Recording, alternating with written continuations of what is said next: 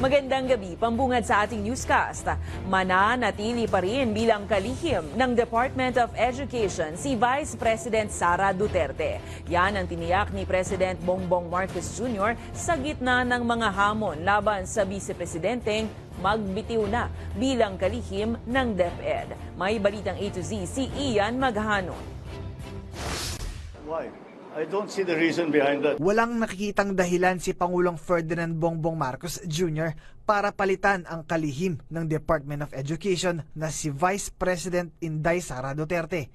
Yan ang binigyang diin ng Office of the President sa sidelines ng Town Hall consultation kasama ang mga magsasaka at mangingisda ng Occidental Mindoro. Any of the cabinet secretaries will be replaced pag hindi nila ginagawa yung trabaho nila.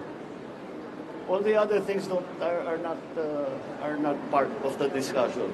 O hindi talaga marunong o corrupt, di ba? Tatanggalin ka talaga namin. Hindi naman ganun si Inday.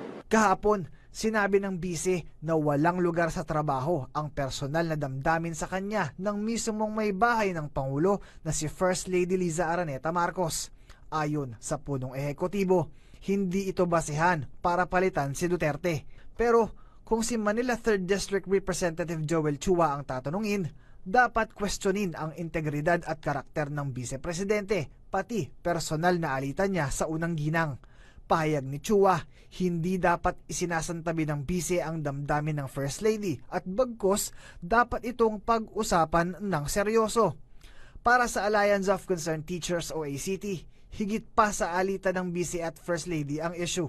Magdadalawang taon na sa pwesto bilang Education Secretary si Inday Sara pero hindi pa rin kumbinsido ang ACT sa kanyang qualifications. Mukhang marami pang kakainin bigas ang VP, ang Secretary of Education na paliban pa sa na hindi pa siya na hindi siya educator Para sa ACT, dapat ay lisensyadong guro o kaya ay may generally accepted governmental accounting principles o GAGAP ang kalihim ng edukasyon. Kahit hindi siya educator pero gagap yung issue ng kalagayan ng buong education, buong sektor ng edukasyon. Yun sana mas mainam eh. Ang problema kasi ang ating Vice President, ang kalihim ng edukasyon ay malayong-malayo yung pinagagawa doon sa kanyang mandato. Halimbawa, Si former Senator Leila de Lima naniniwalang may dalawang pagpipilian ang Vice-Presidente. Una ay pag-isipan ang kanyang mga kilos at huwag nang palalain ang issue.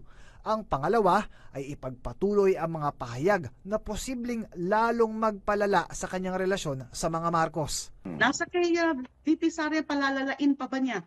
Would she still make some moves? Or would she still utter certain statements or remarks na lalo silang magpala sa nagiging nakikita natin? And the cracks are getting clearer.